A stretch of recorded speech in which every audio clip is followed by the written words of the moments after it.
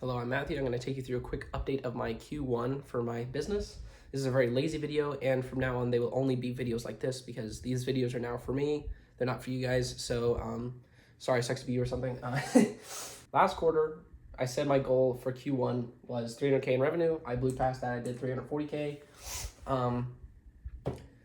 Yeah, the problem with that is a lot of these are Vine sales. So the way that Amazon redefined how they do Vine, so it'll still show up as sales within your dashboard, even though you're getting refunded 100%. So realistically, like 20K of that is Vine, so it's about 320, not actually 340. But the goal of launching more products in my niche as well as products outside of the niche definitely boosted revenue. But I'll get into the new products later. But yeah, and then Shopify's up a lot. I went to the acquisition.com. Goodness, I'm sick, so my brain isn't working. I went to the acquisition.com headquarters and I did their workshop, and I sort of realized that I thought I was getting into the private label business, but I looked back at all of the products I had launched, and only one type of product has worked so far, and that's the ones in my welding niche. I'm a welder, or I was a welder, and that's the stuff that I started selling that actually initially started working. So my thought from that was, okay, now that I've gotten stuff in the welding niche working, I'm going to go into a bunch of random ones that I don't know, and I'm not going to put much effort into them, and I'm going to think I'm going to make a ton of money. False. I probably have launched 10 products, and there's another 20 on the way.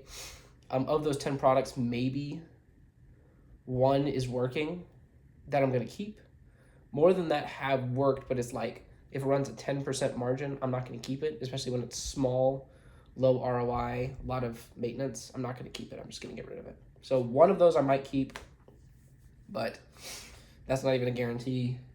And, well, to go back to the initial line of reasoning, I realized I should probably stick with welding because I can build a brand in there that's much more valuable.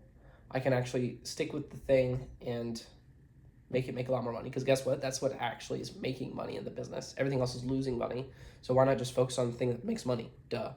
So that's what I'm doing. So because of that, I'm going to lean into Shopify as well. And that's what I sort of did through Q1. I started doing that before I went, but I'm going to do that even more now. And I got up to 17.8K revenue for the quarter, which is up 140% based off the previous quarter. So it's not like much, but it's growing. Let's see, what else? I'm going to ignore everything else except for net profit. Net profit was 100K, supposedly, because of how accounting works with my current person who does my books. I have a lot of business clients, which means they might do payment terms. So because of that, my profit numbers are extremely skewed until those transactions fully clear. So because of that, these numbers are, I think, extremely inaccurate, and they will not be accurate for another 3 months. So I'll update you in the next video. Right now it says I have 100K. It's probably closer to 70, maybe 80, but still not bad. And because of that, also, I re-updated the previous months. You can't see them, but last quarter was actually more like 55.8K profit, which I think I showed it as being 75, which was wrong.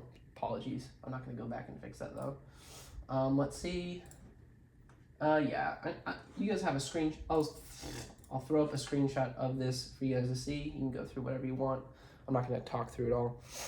But yeah, we can get into sort of my thoughts on everything. Before we move into thoughts, I'll actually say my goals.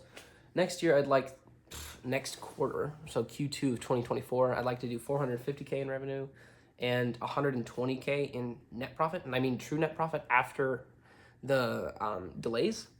I think that's perfectly reasonable, a good goal to hit, because that would be up like 50% in terms of profit, because I think that current profit numbers are inflated, so we'll see. That might not be possible because, in case you don't know, these guys, they actually have an upsell that they sell at their workshop. That's 35K. I'm not going to really go into it. There's plenty of videos online. It's called the VAM event or whatever. I paid for that. It's 35K. I'm not going to talk to you about value or anything. Just look it up if you want to. There were a lot of changes I had during this quarter. as I sort of hinted at before, I'm very much veering away from doing private label as a full thing and moving more into just building a brand in the welding niche. Based off a bunch of conversations I had at the event and my preconceived ideas that I went in with, I realized the whole private label niche, it's not that valuable in terms of to a seller, but like that's fine. I'm not planning on selling this necessarily, but there's a reason they find it less valuable. It's because it's riskier. Like you on one channel, if you get some kind of strike, all of a sudden everything's down, everything, and it relies on people not coming into the niche. Like there have been plenty of niches I've been in, even before I started private label, where all of a sudden just a few more people come in and all of a sudden the prices on everything get ruined, absolutely ruined, and nobody makes money.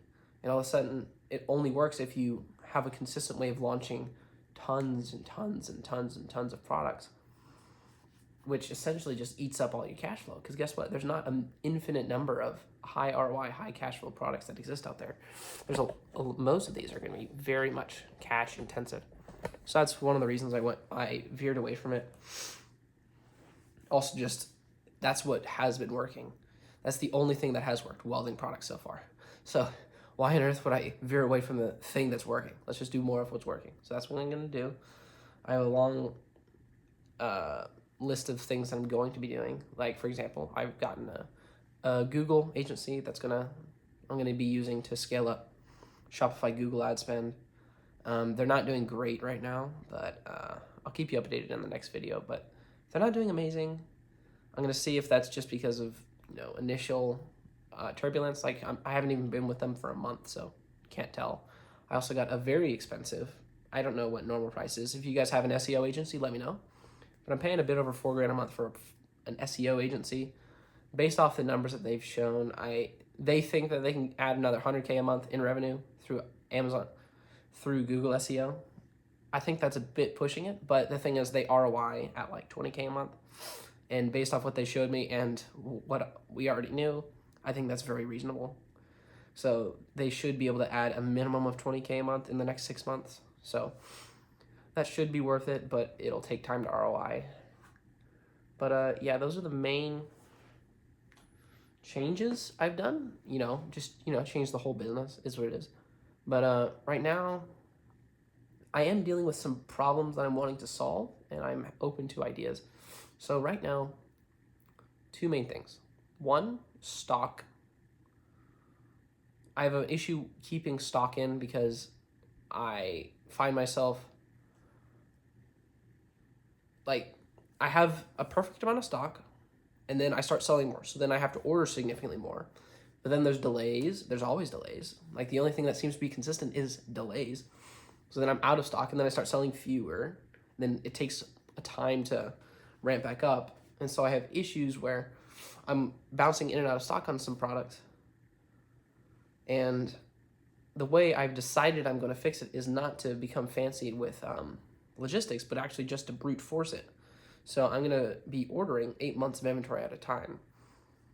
That's a bit of a nuclear approach and requires a lot of cash, but I would prefer right now, since I don't know how to fix it in other ways by being fancy, I'm just going to nuke it. And I think that will work temporarily just because I'm still growing on all platforms. So on Amazon, I'm still growing. On Shopify, I'm growing. And if I'm growing, I need to, if I've consistently grown for the last 2 years, I should probably expect to keep growing instead of just ordering based off of current sales. So I think it's a good idea to just order more no matter what, but I'm going even further in that direction. But that's opened up another problem, which is a problem. I think it's a problem, which is cash flow. I didn't know this, and may sound stupid, but I thought if you buy more inventory, even though you haven't sold it yet, it's still a write-off against your taxes because, it's for the business. It will eventually be an expense. I was completely wrong. I don't know where I got that information. if you make 100K in the business and then you buy 100K of inventory, guess what? You have no cash. It all went into inventory. But guess what? You still owe 35 grand in taxes. So I just got hit with that. I had to pay a bit over 40K in taxes just now, which is pretty gay.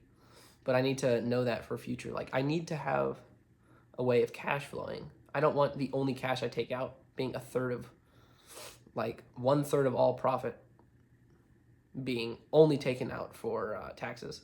And then that's not even me taking out money for myself. So I want it to be able to cash flow significantly while growing. But guess what? If you're ordering 8 months of inventory at a time, that sure doesn't make sense. So the only way I can fix that is either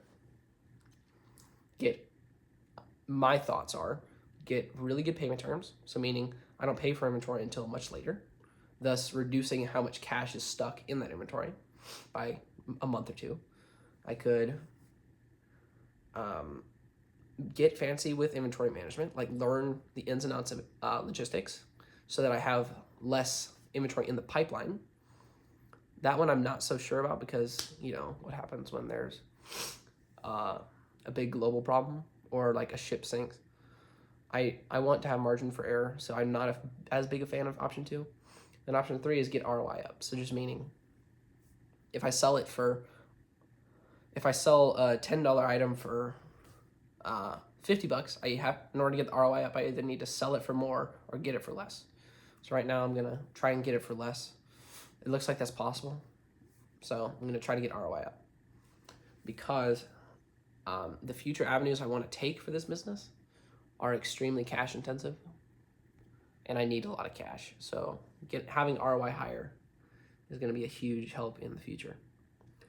There's a lot of other problems, but I've realized, I just listened to a podcast on the game where Alex Ramosi is saying, don't break your business to fix a problem that you're already fixing. So he was talking about how, like, let's say you have a hiring problem. You need an extra person in order to fulfill something in the business. So people will start the process of hiring that person, even though, like, it might take 2 months from searching to having them hired.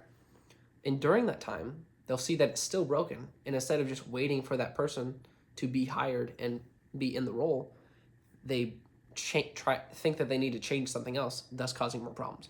And I've realized that I've been doing that consistently. Like, I look back at every problem I've had, and it's very obvious what the problem was. And I even knew what the problem was at the time. But I still decided I needed to fix it by changing something, which I'm going to try and shy away from. Like, every single down month I've ever had is because of stock. Like, right now, I'm out of stock on a lot of things. And that's why I'm going nuclear on the inventory management thing. It's like, if I don't know inventory management well, I'm just going to nuke the frick out of it and just have a lot of inventory. So, yeah, that's the current thing. Like, right now it's a bit tight because I'm out of cash, like entirely out of cash. I have like 120 grand in lenses. Like, guess what? I sell welding lenses there. The truth is out. I have 120 grand in those on the way. None of that is in Amazon yet. None of it's selling yet. So, like, huge amount of cash tied up there. I bought a car just recently. So a bunch of cash got pulled out there. I say a bunch, not a ton. And then I had to pay taxes. So all of a sudden, this year so far, I've spent like 200 grand. And while being less profitable. I say less profitable. I keep thinking I'm less profitable. I'm not. I'm not less profitable. It's just, it feels slow. Like, I actually look back here and I realize, oh, I'm like up a lot. I'm up 50% revenue-wise. Oh well. But yeah, that's about it. I'm making these videos now only for me. The reason I was making the videos before was because I was thinking, well, if I'm going to be in private label, it would make sense to eventually acquire private label companies and then change them and fix them up so they're more profitable. If you're going to do private label, that makes sense, right? So if you want to do that, it's probably a good idea to have a personal brand. So might as well start now so that in 5 years when I want to start doing that, I can. I've changed my mind. I don't want to do that. Really don't. I'm going to stick with the welding and I'm going to try to build that up. So because of that, I'm only going to make these low effort videos every quarter to sort of update how the business is going to people who care, and more so that I can look back and see how I was thinking, what my goals were, and what I thought the problems were at the time. So that's what this is now. So don't like, don't subscribe, and don't comment if you don't want to. I'll see you guys later. Excuse my lack of enthusiasm. I'm a bit sick, so peace out, my boys. Almost forgot. Bye.